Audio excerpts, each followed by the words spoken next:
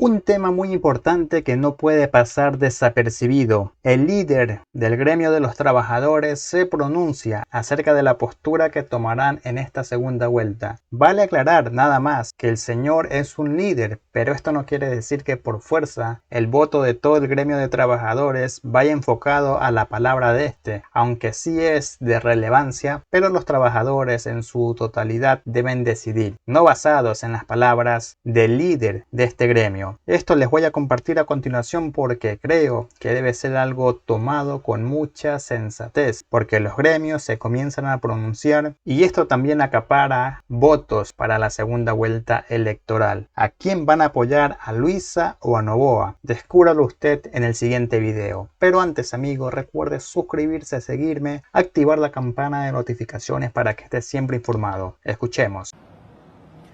Buenos días a toda nuestra audiencia que nos acompaña a través de nuestras plataformas digitales en Facebook y en Twitter, telos.es. Esta mañana nos acompaña José Villavicencio, quien es presidente del Frente Unitario de Trabajadores, con quien trataremos el tema sobre el decreto de ley sobre el equilibrio, organización y transparencia de las finanzas públicas, firmado por el presidente Guillermo Lasso. El mismo ya fue remitido a la Corte Constitucional para que este organismo avale o no. José, ¿cuál es la postura de las organizaciones sindicales frente a este decreto? ¿Qué es lo que ustedes rechazan o en sí el decreto no es viable? Gracias, Cristian. Un gusto saludarle a nombre de nuestra central sindical UGT y en calidad de presidente de turno del MUD. Nosotros hemos planteado de que los Judas son los mismos con diferente discurso y careta. Y me refiero específicamente a los últimos 3 gobiernos. Y sobre el tema del seguro social. Los últimos 3 gobiernos han buscado mecanismos de cómo afectar al IES. En el 2015 el correísmo le dio el primer golpe sobre las pensiones jubiladas, eliminando este derecho que tenía el Estado con el IES, cifras que se perdió alrededor de 9.000 millones de dólares. El expresidente Moreno, similar, no entregó el 40%, solo el 28%, segunda afectación. Y tercero, este gobierno nefasto y mentiroso del presidente Lasso, en la misma línea, no paga una deuda que bordea los 3.500 millones de dólares del 40%, y no contento con eso nos plantea eliminar los intereses. Pero hay una contradicción brutal de este gobierno y nos miente a los ecuatorianos, porque anteriormente nos dijo hay que conformar una comisión de alto nivel, y hay que tomar medidas en el tema del IES, porque no hay plata en 2 años para pagar las pensiones. ¿Cuál era lo lógico? Pago la deuda del Estado, incluido capital e intereses. Pero ¿por qué mentiroso y por qué se contradice? Resulta que en este proyecto de ley de organización, planificación de las finanzas públicas, plantea eliminar los intereses, afectándole al IES en más de $1 millón. Y entonces, inaceptable. Pero a la par de eso nos plantea sobre las enfermedades catastróficas. La Constitución habla en su artículo 50, si no me falla la memoria, que es obligación del Estado garantizar el 100% de los recursos y las enfermedades catastróficas. Y hoy nos plantean en el proyecto de ley el 33.33%. ¿Quién paga el resto? Eso es atentar con la vida, con el derecho a la salud que tienen estas personas. Tercero, nosotros hemos venido planteando que para resolver el tema de la inseguridad se requiere un proyecto integral que tiene que estar acompañado de resolver esa deuda social que los gobernantes no la han resuelto, que se ha incrementado, que es educación, salud, empleo. Y este gobierno, en vez de dar más presupuesto, porque resulta que más de 200.000 jóvenes no retornaron a las aulas en la sierra por situaciones económicas de sus padres, y plantea reducir el presupuesto en educación, y plantea reducir el presupuesto en salud. Entonces es inaceptable. Entonces no es un proyecto de ley económico, es un paquetazo neoliberal. Pero bajo los argumentos del actual gobierno se busca arreglar el fisco con esto de la muerte cruzada, elecciones anticipadas, y dejar arreglado para el próximo gobierno. Además, este decreto debería ser analizado por la Asamblea Nacional. Dejar arreglado, sí, pero en favor de la banca y de los grandes grupos económicos y del Fondo Monetario Internacional. Preguntémosle al presidente Lasso si es que está de acuerdo la banca que los ecuatorianos que tenemos préstamos, si no pagamos a tiempo, nos condonen y nos perdonen los intereses, a ver si está de acuerdo. O que el Fondo Monetario, las multilaterales, le perdonen los intereses al país.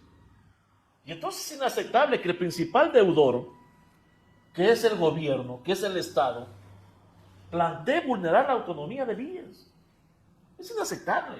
Y entonces, obviamente, no busca transparentar o arreglar la situación del país. No, no. Busca afectar primero a los trabajadores jubilados, busca afectar a los ecuatorianos y dejar ejecutando su proyecto neoliberal en estos días que, por cierto, no hay quien le controle. No hay quien vea si es que está haciendo las cosas sin actos de corrupción. Y al parecer lo que están haciendo es su agosto todos estos meses que les quedan antes de irse.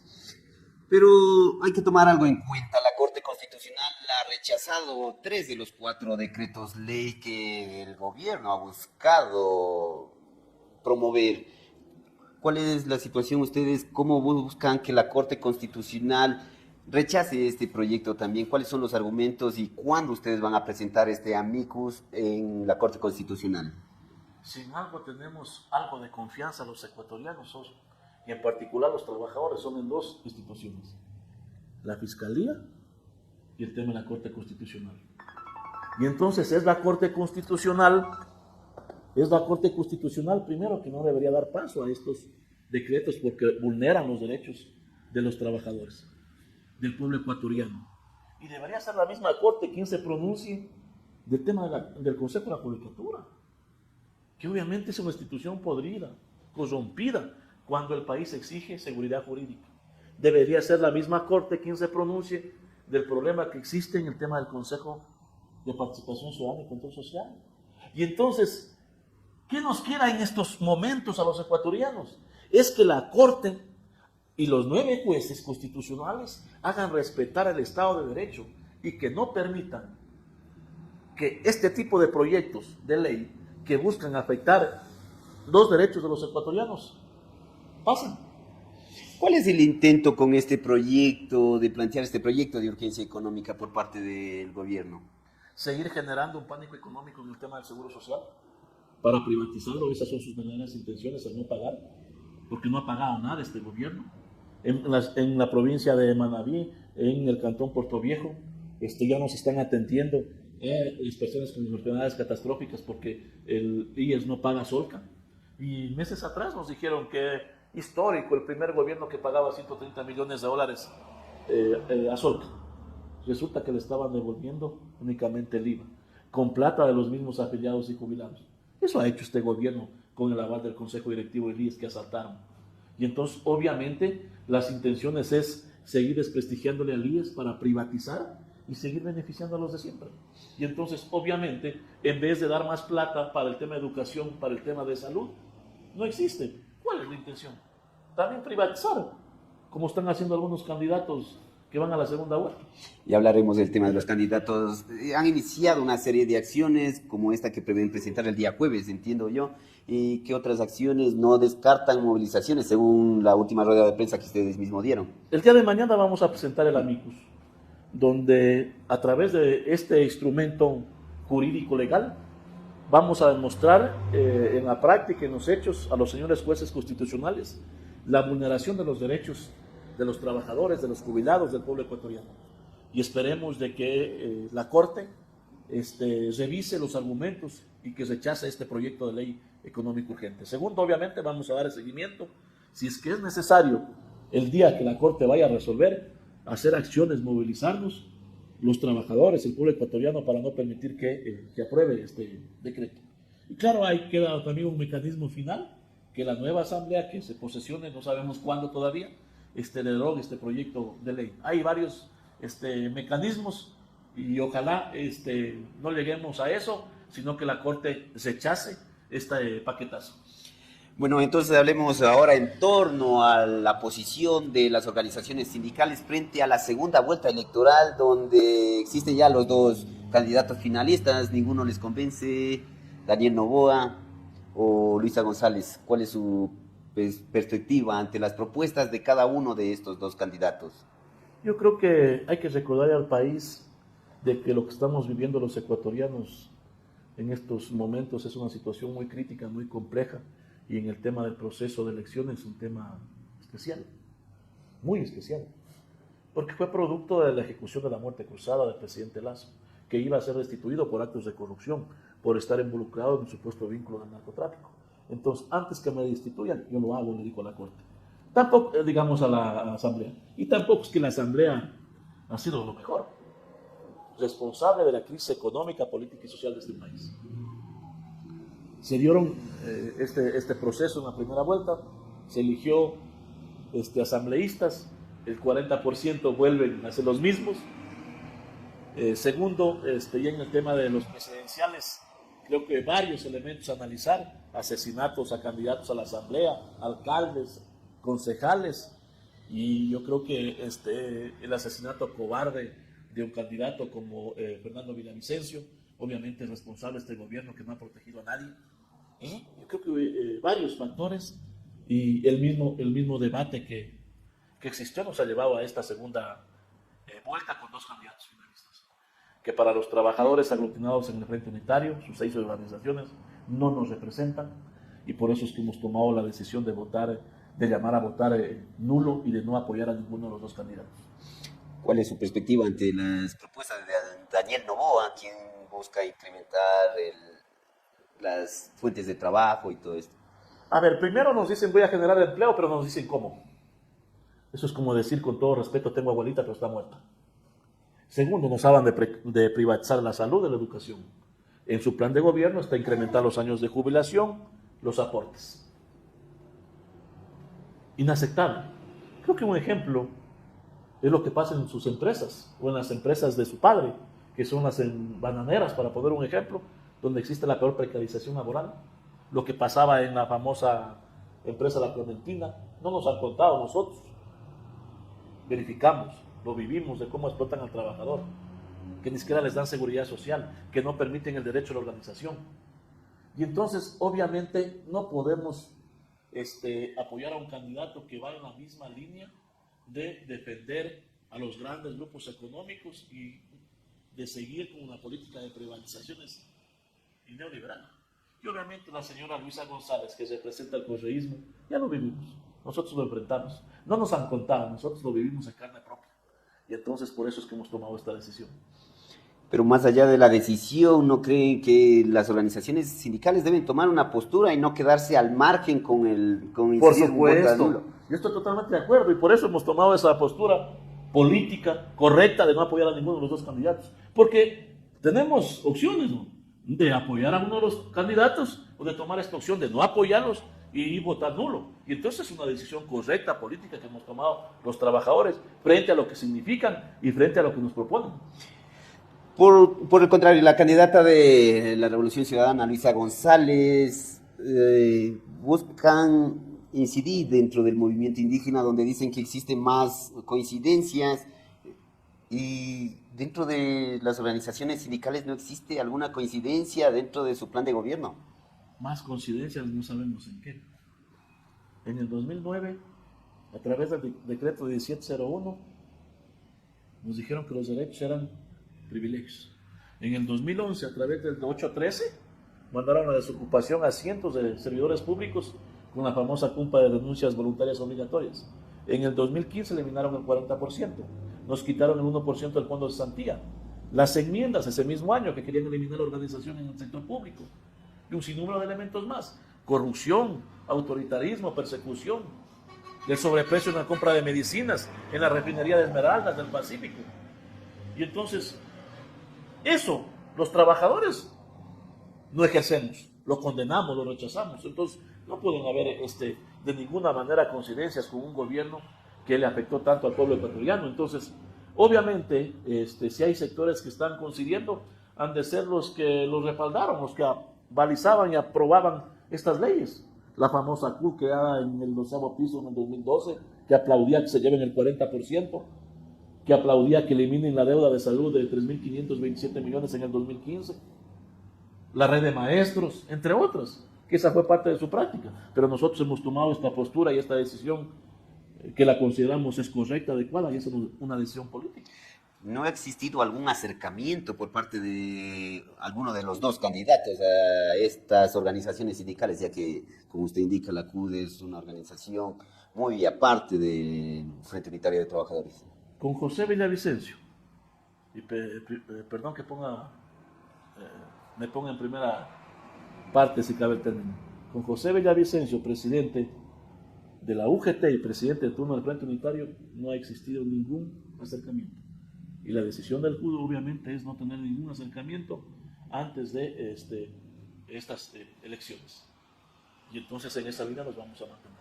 ¿Cómo prevén promover el voto nulo dentro de Bueno, sus bases? yo creo que los espacios que nos brindan los diferentes medios de comunicación, incluido Telos, nos permite dar a conocer al pueblo ecuatoriano, los trabajadores, nuestra postura. Nos quedan las asambleas, las reuniones con dirigentes sindicales, sociales, así que hoy creo que hay varios mecanismos de cómo dar a conocer y el por qué hemos tomado esta decisión, que la ratificamos, es adecuada, es política en este balotaje de la segunda vuelta. Pero no es conveniente para las organizaciones sindicales tomar una postura en relación a apoyar a uno u otro candidato, teniendo en cuenta que la mayoría de parlamentaria está acogida por la Revolución Ciudadana. Y para el código de trabajo que ustedes buscan que se apruebe dentro del legislativo, no se necesita esos votos. Aquí tenemos una postura ideológica, postura política. Jamás podemos apoyar a un candidato o a una candidata que conocemos, que lo enfrentamos, lo que significó para los trabajadores del pueblo ecuatoriano. Eso sería inaceptable. Eso sería inaceptable por parte del presidente de la UGT y en este caso el presidente de turno del FUD, porque obviamente lo vivimos, lo que significó el correísmo. Y entonces obviamente la decisión es de no apoyar a ninguno de los dos candidatos, y en el caso de la UGT, el tema del voto nulo. Ya. Sobre el código de trabajo, ¿cómo está para plantearlo a la próxima asamblea? La nueva asamblea creo que tiene la obligación de entender, y ojalá lo hagan, de que su principal rol es fiscalizar y legislar, y que no deben ir a inventarse el agua tibia. Hay más de 300 proyectos de ley, porque no es mejor asambleísta el que presenta más proyectos de ley. Resulta que hay como 45 proyectos de ley para la reforma al Código Integral Penal, y capaz se quieren ir a presentar más. En el tema particular de los trabajadores está el Código del Trabajo, que se discutió en primera instancia. Entonces deben sentarse, analizar, a revisar, discutir y aprobar. El tema del IES, que ese es otro tema importantísimo para los ecuatorianos, que está presentado, que está ahí, y otros proyectos de ley que han presentado distintos sectores. Y entonces, si es que los asambleístas, ojalá entiendan que es fiscalizar, legislar, pensando en el país y no en beneficios personales o por presión del poder económico y político, pueden hacer mucho. Y nosotros vamos a plantear que se dediquen a eso. Finalmente, ¿cuál es la postura de las organizaciones sindicales frente al nuevo gobierno? ¿Van a sentarse a conversar o su línea va a ser el ir acciones en contra de las políticas que estos busquen implementar? La postura será la que hoy exige la mayoría del país, que es que resuelvan el problema. La principal necesidad de los ecuatorianos es el tema de combatir la inseguridad. Segundo, el tema de generación de empleo. 6 millones de ecuatorianos de la población económicamente activa están en la informalidad y en la desocupación. Tercero, el tema de educación, salud. Son ejes fundamentales. Esa será la acción que hagamos desde el Frente Unitario. Y obviamente a los asambleístas que se dediquen a aprobar los proyectos de ley. Y sin esa línea tenemos que sentarnos a discutir, a debatir, a entregar propuestas. Los ecuatorianos contarán con el Frente Unitario. Bueno, queremos agradecer a José Villavicencio, quien es presidente del Frente Unitario de Trabajadores, con quien analizamos un poco del panorama sobre la segunda vuelta electoral, así como el proyecto de ley firmado por el presidente de la República, el cual está en la Corte Constitucional. José. Gracias, como siempre. Y antes de despedirme, disculparme por el retraso. He tenido una agenda media apretada y el día de hoy tuve un retraso con su amable audiencia y mil disculpas. Y hacer un llamado a los ecuatorianos, a los trabajadores, a estar vigilantes y para plantear a la Corte Constitucional que no dé paso a este paquetazo, y nuestro compromiso de seguir luchando por mejores condiciones de vida para todas y todos los ecuatorianos. Gracias. Eso fue todo por el momento, nos vemos en un siguiente video. Saludos.